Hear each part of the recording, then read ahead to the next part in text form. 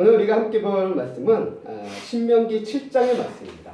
신명기 7장 말씀, 우리가 1장부터 보진 않았지만 1장의 말씀을 보면 이렇게 시작하는 것을 우리가 보게 됩니다. 신명기 7장 1절 말씀 우리 함께 읽어보도록 하겠습니다. 내 하나님 여호와께서 너를 인도하사 내가 가서 차지할 땅으로 들이시고 내 앞에서 여러 민족, 헷족 족과 기르가스 족속과 아몬 족속과 가나안 족속과 브리스 족속과 히 족속과 여부스 족속 곧 너보다 많고 힘이 센 일곱 족속을 쫓아내실 때에 아멘. 오늘 이 신명기 1장 7장의 첫 부분 1절 말씀을 보면 이 모세는 이스라엘 백성들에게 가나안 일곱 족속에 대해서 이야기를 하면서 말씀을 시작을 합니다. 왜 모세는 오늘 말씀 가운데 가나안 일곱 족속을 이야기를 했을까요? 우리가 이 가나안 일곱 족속이 어떤 존재냐라고 했을 때 우리가 이 일곱 족속에 대해서 세세하게 알 수 있는 바는 그렇게 많지가 않습니다. 왜냐하면 고고학적으로 어떤 자료가 많이 있는 것이 아니라 그냥 이런 일곱 족속이 있다라는 정도만 알고 있지 실제 이들이 어떤 생활을 하고 어떤 문명을 이루고 또 어떤 호전성이라든가 이런 것들을 가지고 있는지 우리는 잘 모릅니다. 그러나 분명한 건 성경상에 기록되어지기를 가나안 땅에는 이 일곱 족속이 살고 있었다라는 거예요. 그런데 단순히 이 일곱 족속이 살고 있었다라는 것으로 끝나는 게 아니라 이 일곱 족속이 이스라엘 백성들에게 어떤 영향을 미쳤는가라는 것을 우리가 생각해 볼 필요가 있습니다. 이 일곱 족속이 어떤 존재냐라고 했을 때 가나안 일곱 족속은 이전 이스라엘 백성들 40년 전이죠. 40년 전에 이스라엘 백성들이 가나안 입성을 할 때 1차 입성이라고 할 수 있습니다. 입성을 할 때 실패하게 한 원인 중 하나가 이 가나안 일곱 족속이었습니다. 이들이 이스라엘 백성들이 12명의 정탐꾼을 가나안 땅으로 들여보내서 그 가나안 땅을 40일 동안 돌아보지 않습니까? 그 가운데 이들이 한 얘기가 뭐냐면 가나안 땅은 그래도 좋긴 좋았는데 문제가 있는데 무슨 문제가 있느냐? 그 땅에 살고 있는 거주민들이 너무 세다라는 거야. 너무 강하다라는 거야. 그들과 비교해보면 우린 메뚜기 같고 그들과 밭과 같다라고 얘기할 정도로 적들이 너무나도 강대해서 우리는 못 올라가겠다라고 했는데 그 적들이 누구냐라고 했을 때 이 가나안 일곱 족속이었다라는 것입니다. 그래서 민수기 13장 32절 33절 말씀에 보면 이렇게 그들이 이야기한 바를 살펴볼 수가 있게 됩니다. 이건 제가 읽어보도록 하겠습니다. 이스라엘 자손 앞에서 그 정탐한 땅을 악평하여 이르되 우리가 두루 다니며 정탐한 땅은 그 거주민을 삼키는 땅이요 거기 본 모든 백성은 심장이 장대한 자들이며 거기서 네피림 후손인 아낙 조선의 거인들을 보았나니 우리는 스스로 보기에도 메뚜기 같으니 그들이 보기에도 그와 같았을 것이니라. 아멘. 이게 이스라엘 백성들이 그 가나안 땅을 보고 자신들의 막는 적에 대해서 하는 평가예요. 그들은 너무나도 거대한 거인이고 우리는 그와 비교해서는 그냥 벌레 같다라는 거예요. 그래서 우리는 이들을 이길 수 없다. 우리는 이 땅에 못 올라간다. 라고 거부하다가 결국 하나님의 진노를 사서 40년간의 광야 생활이 시작됐다라는 것을 우리가 너무나도 잘 알고 있습니다. 그리고 이제 40년이 흘렀어요. 40년이 흐르고 다시 그 시작점으로 돌아와서 가나안 땅을 또 보고 있다는 거예요. 그 또 달아가는 그 가나안 땅에 누가 있습니까? 여전히 가나안 일곱 족속은 남아있다라는 거예요. 그 일곱 족속을 바라보면서 이제 모세가 다시 한번 이야기를 하는 것입니다. 오늘 이 신명기 7장의 말씀을 우리가 쭉 보지만 이 신명기 7장에는 우리 사람이 인생을 살아감에 있어서 중요한 두 가지 관점, 두 가지 태도의 모습에 대해서 우리에게 보여준다라고 저는 말씀을 준비하면서 느끼게 되었습니다. 그것은 뭐냐? 하나는 우리 사람이 삶을 살아감에 있어서 어떤 모습으로 살아가냐? 사람을 두려워하며 살아가는 모습이 우리에게 있을 수가 있다는 것입니다. 또 하나의 다른 모습은 무엇을 두려워하느냐? 하나님을 두려워하면서 사는 인생이 있다는 거예요. 우리 모든 이 땅에 살아가는 사람들은 둘 중에 하나예요. 하나님을 두려워하며 인생을 살 것이냐 아니면 사람을 두려워하면서 인생을 살 것이냐 이것을 성경이 얘기하고 있다는 것입니다. 이 두 가지 관점 중 하나로 우리가 살아가고 있는데요. 이 두 가지 관점 가운데서 우리가 어떤 두려움에 대해서 무언가를 두려워하는 그 상황 속에서 두려움을 겪었을 때 우리 사람이 보일 수 있는 대처 반응이 두 가지가 있습니다. 하나는 뭐냐면 두려움을 경험했을 때 그 두려움을 주는 존재로부터 멀어지는 거예요. 도망치는 겁니다. 이게 첫 번째 반응입니다. 또 하나는 두려움을 주는 존재로부터 우리가 그들에게 더 가까이 가서 그들과 똑같이 되는 거예요. 한마디로 한통속이 되는 거죠. 그러면 내가 두려움을 받을 게 좀 덜하거든요. 둘 중에 하나예요. 멀어지든지 가까워지든지 둘 중에 하나를 반응을 하게 된다는 겁니다. 그래서 이와 같은 모습에 대해서 제가 오늘 성경에 이제 도표로 한번 정리해봤습니다. 그러니까 이렇게 도표가 나와요. 그래서 사람과 하나님이 있고요. 두려움에 대한 반응이 이렇게 두 가지로 나왔을 때 총 4가지 삶의 모습이 우리에게 나타난다는 겁니다. 그래서 어떤 사람은 세상 속에서 사람한테 사람을 너무나도 두려워요. 그래서 그 사람에 대해서 만날 때면 사람을 기피하는 거예요. 이게 대인공포증이기도 하죠. 그래서 사람을 만나는 걸 꺼리고 두려워하면서 살아가는 그런 사람의 모습들도 있습니다. 또 하나는 어떤 사람이 있냐면 사람에 대해서 보면 가까이 하는 거예요. 그래서 그 사람과 그 사람 두려움을 이기기 위해서 도망치진 않고 가까이에서 그들과 똑같아지는 거예요. 한통속이 되어서 같이 나쁜 짓도 하고 같이 안 좋은 일도 하고 같은 생각으로 살아가면 이제 뭐 걸릴 게 없는 거죠. 두려워할 게 없는 거죠. 그래서 가까이 하는. 그래서 성경에 오늘 신명기 말씀을 보면 이 부분에 대해서 하나님께서 뭐라고 얘기하면 너는 가나안 7족속과 혼인하지 말라라고 하는 말씀을 우리가 보게 된다는 거예요. 가까이 하지 말라는 거죠. 자, 이제 이게 사람에 대한 하나의 반응입니다. 하나님에 대해서는 우리 어떠하냐? 하나님에 대해서도 똑같아요. 우리 사람이 하나님에 대해서 두려움을 느낄 때 하나는 멀어지는 거예요. 하나님부터 멀어지는 겁니다. 하나님을 외면하는 거예요. 하나님을 거부하는 겁니다. 그래서 오늘 말씀 가운데 보면 이런 모습이 있습니다. 그래서 신명기가 아니죠. 신명기 5장 25절 말씀에 보면 이와 같은 말씀이 있습니다. 신명기 5장 25절 말씀, 자 우리 함께 읽어보도록 하겠습니다. 시작.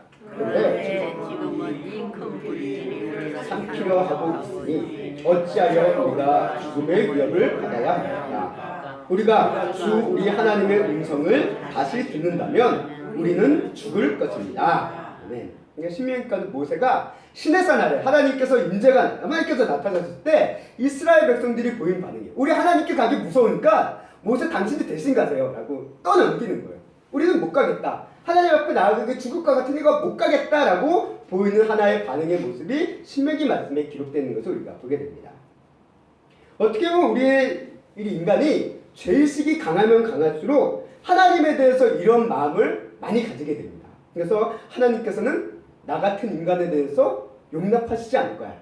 하나님은 나 같은 사람, 쓸모없는 인간에 불과하니까 나를 바라보시지 않을 거야 라고 하며 하나님께 가까이 가는 것을 두려워하고 하나님께 가까이 가는 것을 정말 무서워해서 오히려 하나님으로부터 멀어지는 것을 정당화하며 살아가는 우리의 모습, 하나의 모습을 우리가 또한 발견할 수 있게 된다는 것입니다. 그리고 이제 4번째 삶의 모습이 무엇이냐라고 했을 때 하나님을 가까이 하는 인생. 그것이 이제 말씀 가운데 얘기하고 있고 이것에 대해서 성경은 뭐 거룩한 삶, 성결한 삶 또는 이제 오늘 말씀 가운데는 우리가 순종이라는 관점으로도 이야기가 되어지고 있습니다. 이렇게 하나님을 가까워하는 인생에 대해서 우리가 말씀 가운데 성경은 이야기하고 있는데 이처럼 성경은 우리 세상을 살아가는 인간의 태도, 방의 모습에 대해서 이렇게 4가지의 모습을 우리에게 이야기하고 있고 이 땅에 살아가는 모든 사람들은 이 4가지 중에 한 가지의 모습으로 살아가고 있다는 거예요. 우리가 이런 관점에서 오늘 신명기 말씀을 이제 보려고 합니다. 그래서 우리가 첫 번째 모습, 우리가 이 첫 번째 사람을 회피하는 모습이 있다라고 얘기하고 있습니다. 그래서 우리가 1차 이스라엘 백성들이 1차 가나안 입성 때 보여줬던 반응이 이 첫 번째예요. 그래서 이스라엘 백성, 이 가나안 거주민 7족속을 바라보며 그들을 두려워했을 때 그들이 보여준 반응이 뭡니까? 우리는 못 올라가겠다. 우리는 싸우는 걸 거부하겠다 라고 회피하는 것을 성경에 기록했어요.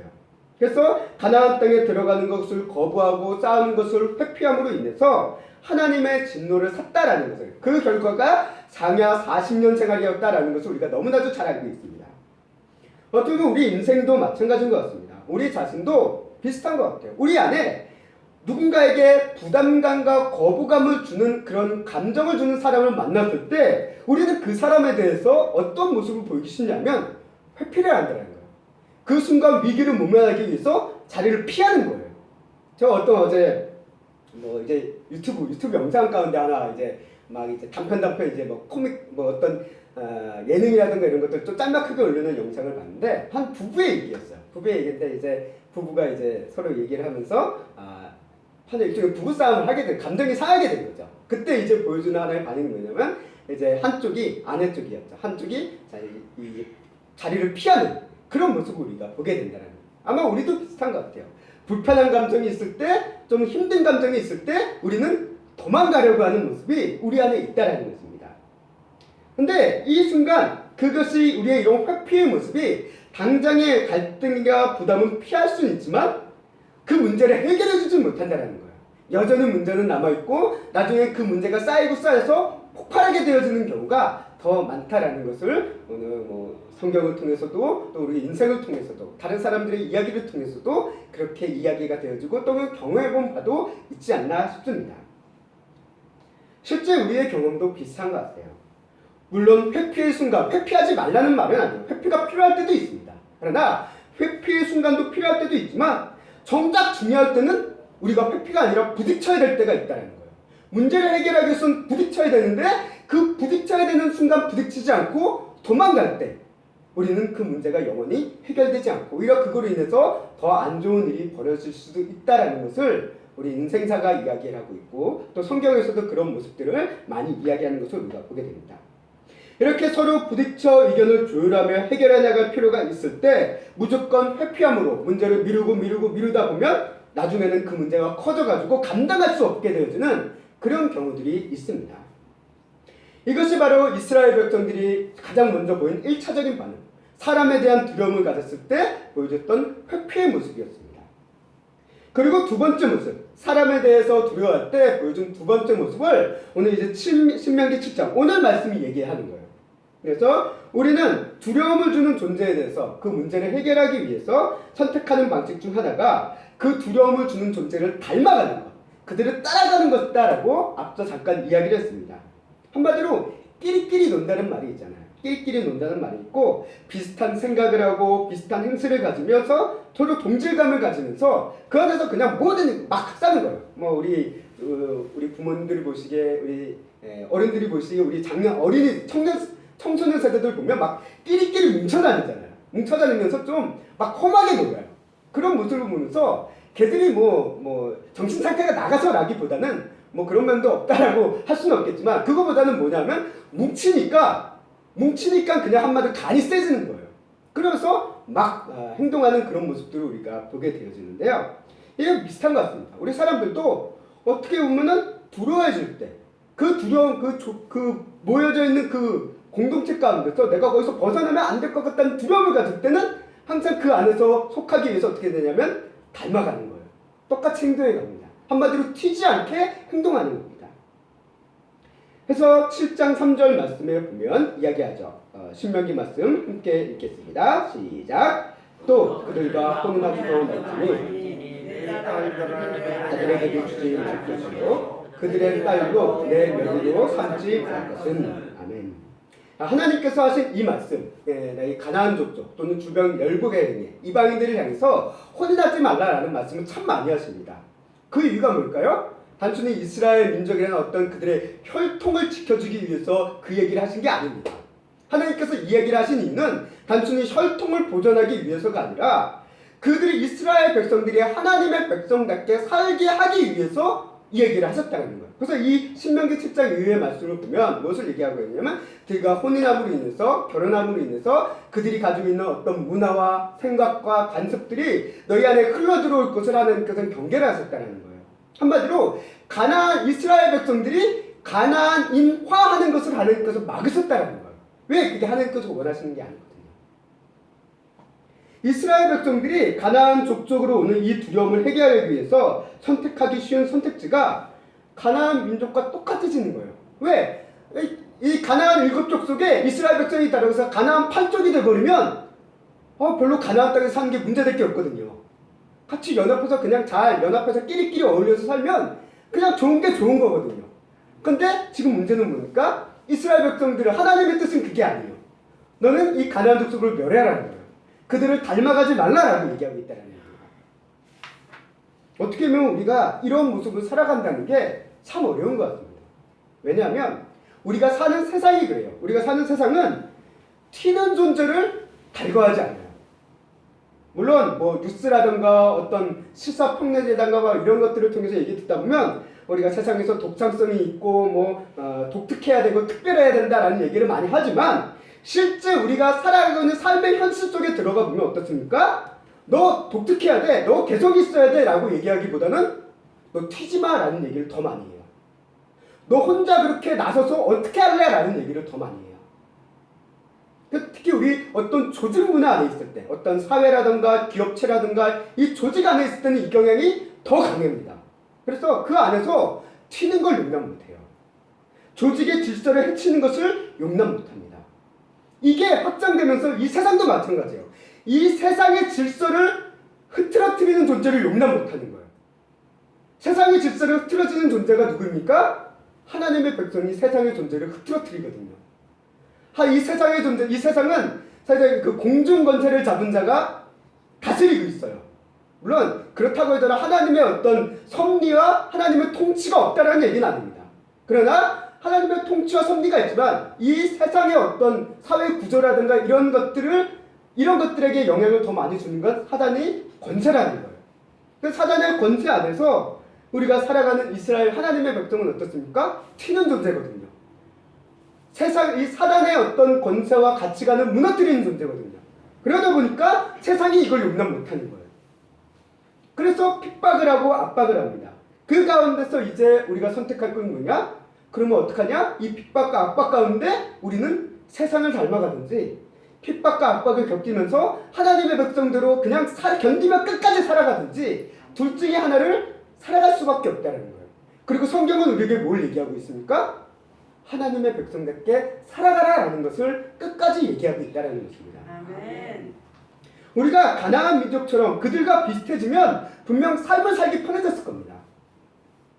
그러나 하나님께서는 그건 하나님께서 원하신 뜻이 아니었다라는 것을 성경은 우리에게 끊임없이 말씀하고 있습니다. 우리 교회도 마찬가지예요. 우리 교회가 하나님에 대해서, 예수님에 대해서, 천국에 대해서, 지옥에 대해서, 죄에 대해서, 구원에 대해서 이것을 얘기하지 않고 도덕에 대해서, 윤리에 대해서, 어떤 세상의 어떤 법과 가치, 질서에 대해서만 얘기를 했다고 한다면 우리가 배척받을 이유가 없어요. 환영받을 겁니다. 왜? 세상이 하는 얘기랑 똑같은 걸 얘기하는데 미워할 이유가 없잖아요. 근데 세상에서 만약에 교회가 세상과 똑같아진다고 한다면 이것은 이미 하나님께서 원하시는 교회가 아니다라는 것을 우리는 너무나도 잘 알고 있기 때문에 우리 교회는 그럴 수가 없다라는 것이 교회의 정체성이기도 합니다. 아멘. 여튼 이처럼 우리가 세상을 살아가며 사람을 두려움에 있어서 가까워지고 그들을 닮아가려는 모습이 우리 안에 있을 수가 있다는 것입니다. 세 번째 모습을 보면 아까 하나님을 두려워해서 하나님부터 멀어지는 경우가 있다고 얘기했습니다. 그래서 죄의 문제를 해결하지 못한 사람들, 죄의식에 빠져있는 사람들, 이 사람들은 하나님에 대한 두려움으로 인해서 하나님부터 멀어집니다. 어떻게 보면 우리가 하나님을 만나기 전 단계의 모습이 이와 같은 것 같아요. 하나님의 은혜를 알지 못하고 하나님의 사랑을 우리가 온전히 알지 못할 때 하나님에 대해서 그냥 막연하게 두려움을 좀 가지고 있는 것. 그런 느낌을 가지고 있다 보니까 하나님에 대해서 무서워. 하나님을 어떻게 보면 인식은 하고는 있어요. 앞에 두 경우는 하나님에 대해서 뭐 있건 없건 상관없는데 하나님에 대해서 인식은 하고 있지만 근데 아직 좀 부족한 모습이 있는 그런 모습을 우리에게 보여주고 있습니다. 그래서 하나님으로부터 멀어지고 피하고 외면함으로 인해서 하나님을 떠나게 되는 안타까운 사태가 벌어질 수도 있음을 성경은 우리에게 이야기합니다. 그리고 마지막 네 번째가 하나님을 두려워함에도 불구하고 그분께 가까이 가고자 하는 신앙의 모습. 이것은 어떤 모습이냐? 우리가 죄의 문제를 알고 있어요. 죄의식이 있습니다. 그러나 이 문제를 해결하기 위해 몸부림치다가 그 유일한 길이 어디에 있는 것을 깨달았을 때 비로소 그 깨달음에 따라 하나님께로 가까이 나아가는 그것의 마지막 단계다라고 우리는 이야기했습니다.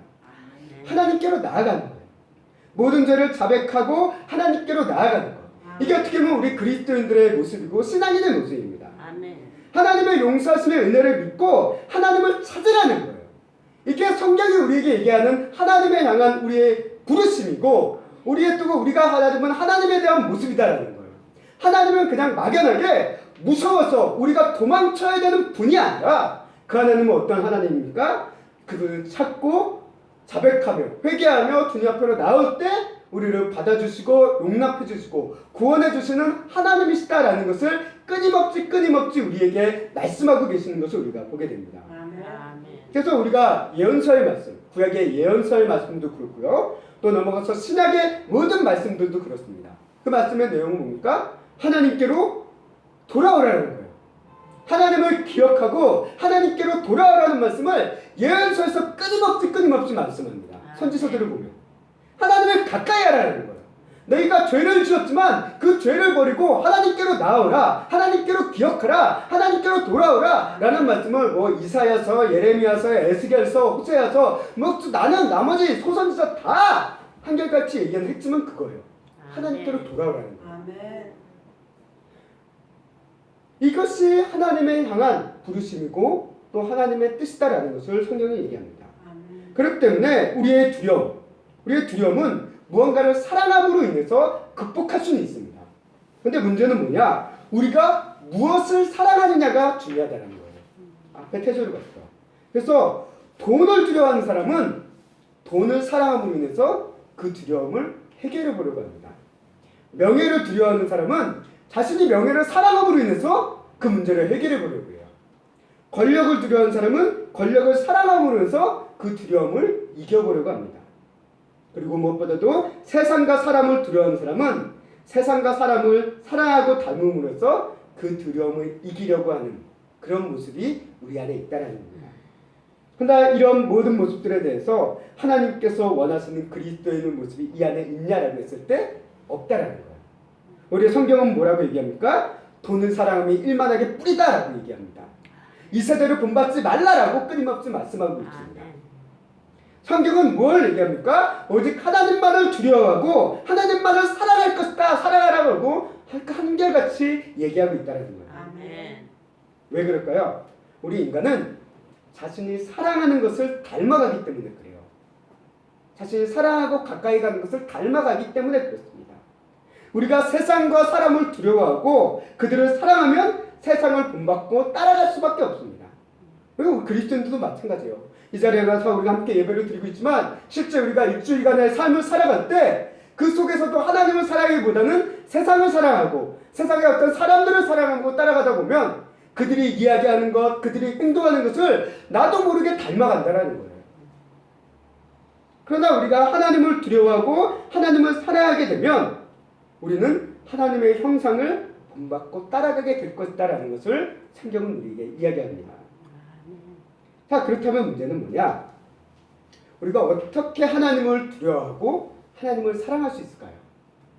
우리가 앞서 보았던 네 가지 태도는 알겠어요. 우리 인간은 이런 네 가지 태도의 모습으로 살아간다는 걸 알겠는데 그 중에 마지막 네 번째 태도인 하나님을 두려워하면서 하나님을 사랑하고 그분을 가깝게 하면서 살아가는 삶을 우리가 어떻게 하면 그렇게 살아갈 수 있을까라는 것이 우리에게 필요한 해답이다라는 거죠. 이를 위해서 우리는 무엇이 필요하냐면 먼저 하나님이 어떠한 분인지를 알아야지만 그것을 시작할 수 있다는 거예요. 만약에 우리가 하나님이 어떠한 분인지를 몰라요. 모르는데 하나님을 어떻게 사랑하겠습니까?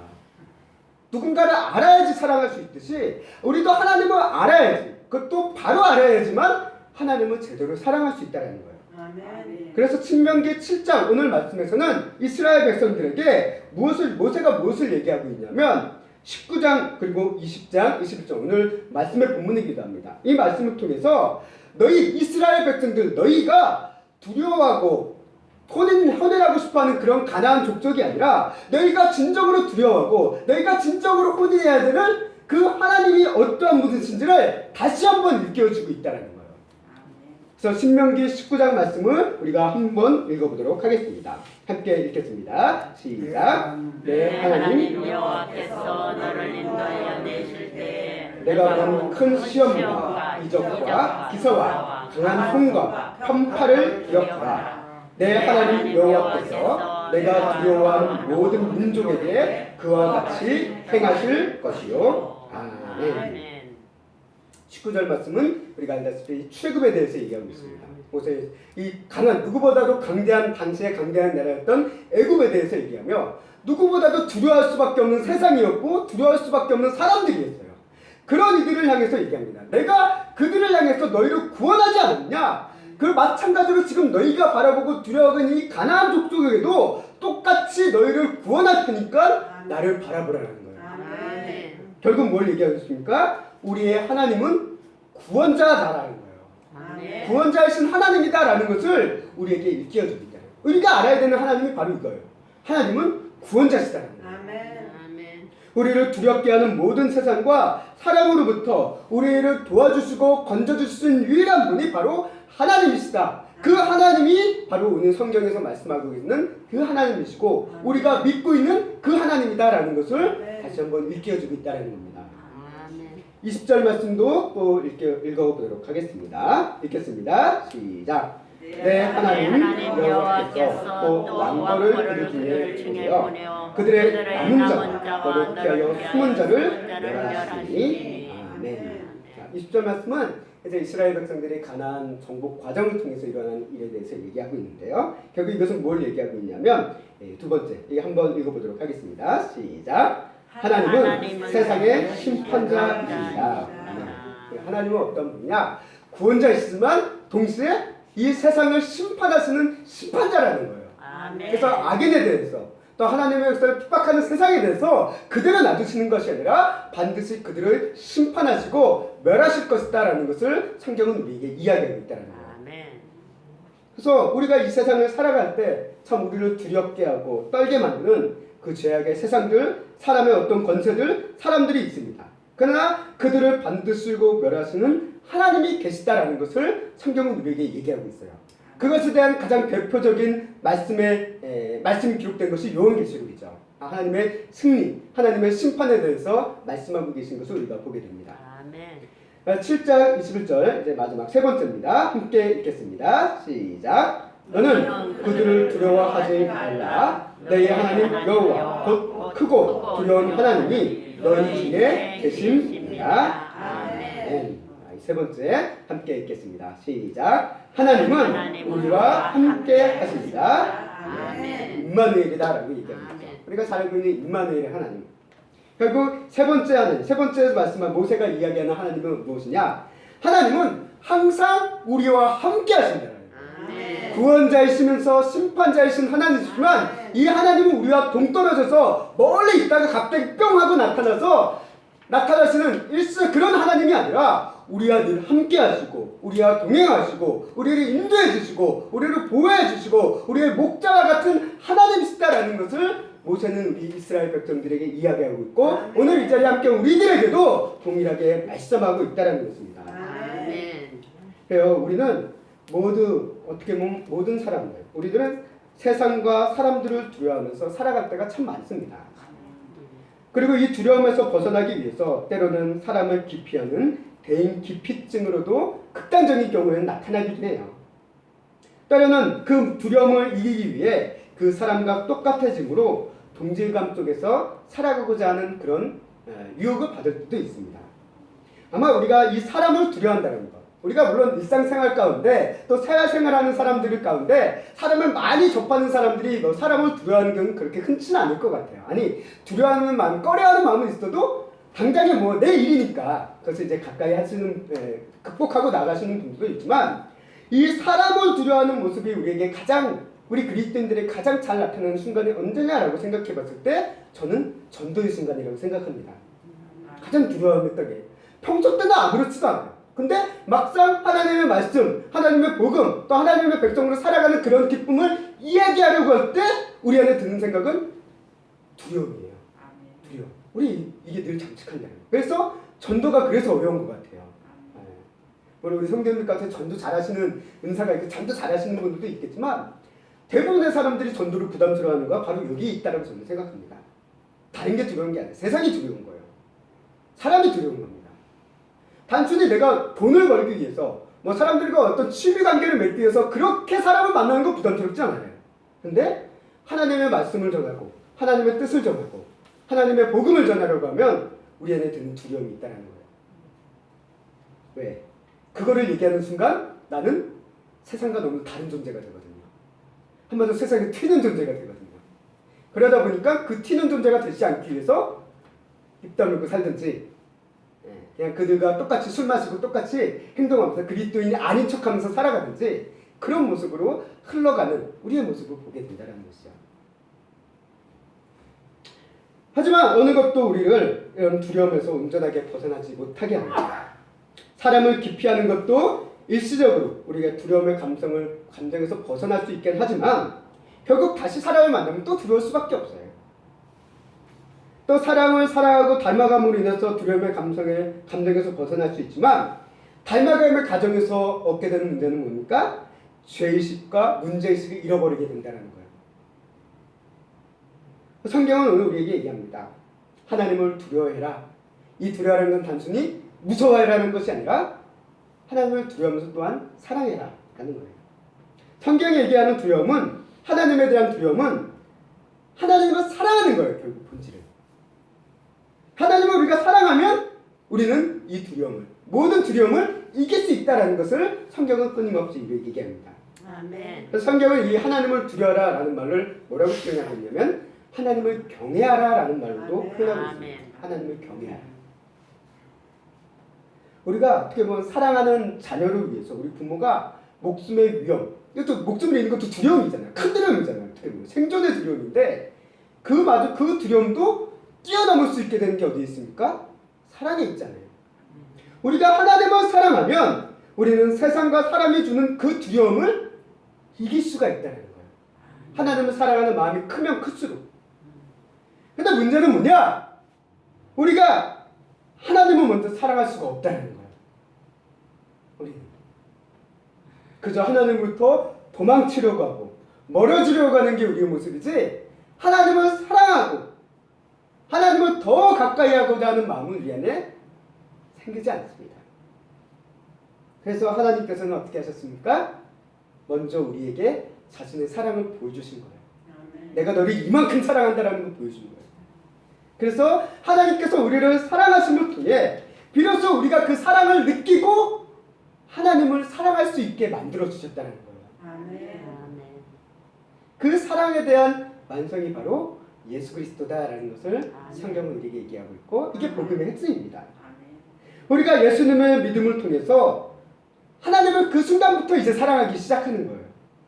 그리고 그때부터 세상과 사람이 주는 두려움을 이길 수 있는 힘과 능력을 얻게 된다는 거예요. 그때서야. 예수님을 믿는 순간부터 우리 안에 하나님을 사랑하는 마음이 생깁니다. 예수님을 믿기 전에는 우리는 하나님을 사랑할 수도 없고 또 세상을 오는 두려움으로부터 이길 수도 없었어요. 그러나 하나님을 사랑함으로부터 이제 세상과 사람으로부터 오는 두려움을 이길 수 있는 힘과 능력을 하나님으로부터 공급받고 있음을 성경은 얘기합니다. 그래서 우리 신앙의 선배들, 사도들의 이야기뿐만 아니라 어떤 선교라면서 순교하는 그런 사람들의 이야기를 보면 다 그분들이 그렇게 자신의 목숨마저도 그런 두려움마저도 이길 수 있는 능력이 어디 있었냐라고 했을 때 본질은 뭡니까? 하나님을 사랑했기 때문에 그렇습니다. 아멘. 이 유일한 길이었다는 거예요. 이제 말씀을 정리하겠습니다. 지금까지 우리는 세상과 사람을 두려워하며 사는 삶을 살아왔습니다. 그게 우리의 모습이었어요. 이에 예수님께서는 우리에게 이렇게 말씀하셨습니다. 우리 마태복음 10장 28절 말씀 함께 읽겠습니다. 시작. 몸은 죽여도 영혼은 죽이지 못하는 자들을 두려워하지 말고 오직 몸과 영혼을 능히 지옥에 멸하실 수 있는 이를 두려워하라. 아멘. 예수님께서 말씀하십니다. 몸은 죽여도 영혼은 능히 죽이지 못하는 자들. 이게 누굽니까? 세상과 사람들이라는 거예요. 이런 이들을 두려워하지 말고 오직 하나님을 두려워하는 거예요. 두려워할 자를 두려워하라는 거예요. 아멘. 사람을 두려워하는 사람들이 결국 사람에 매달릴 수밖에 없습니다. 그러나 하나님을 두려워하는 사람들은 하나님께 매달립니다. 이런 문제 앞에서 우리는 우리 자신을 돌아볼 수 있어요. 내가 누구에게 매달리는지 문제가 있었을 때 두려움을 느낄 때 누구에게 매달리는지 한번 돌아보시길 바랍니다. 아멘. 사람을 먼저 찾고 있지 않습니까? 내 문제를 해결할 수 있는, 도움을 줄 수 있는 어떤 사람들을 우리는 먼저 찾지 않습니까? 물론 필요해요, 그런 모습도. 그러나 우리가 먼저 찾아야 될 분이 있다라는 거예요. 그게 누굽니까? 하나님이라는 거예요. 하나님께 기도를 먼저 하셔야 된다. 아멘. 두려움을 느낄 때 우리는 기도해야 된다는 것입니다. 하나님께 기도함으로 하나님께 매달리고 있다면 우리는 하나님을 두려워하면서 하나님을 사랑하고 있음에 대한 반증이다라고 저는 확신합니다. 사람을 두려워하는 사람들은 그 사람들 때문에 결국 망합니다. 그러나 하나님을 두려워하는 사람들은 하나님의 사랑으로 인해서 결코 망하지 않음을 성경은 우리에게 말씀하고 있습니다. 성도 여러분, 분명 우리의 삶의 상황과 세상과 또 사람들로 인해서 두려움을 느낄 때가 있습니다. 그러나 그 두려움을 세상과 사람을 사랑하는 방식으로 해결하려고 하지 마십시오. 이제 우리는 하나님을 두려워하고 사랑함으로 하나님의 놀라신 방법으로 우리의 그 두려움의 문제들이 해결되는 하나님의 크신 은혜를 경험하시길 주님의 이름으로 간절히 소망하고 축원합니다. 아멘.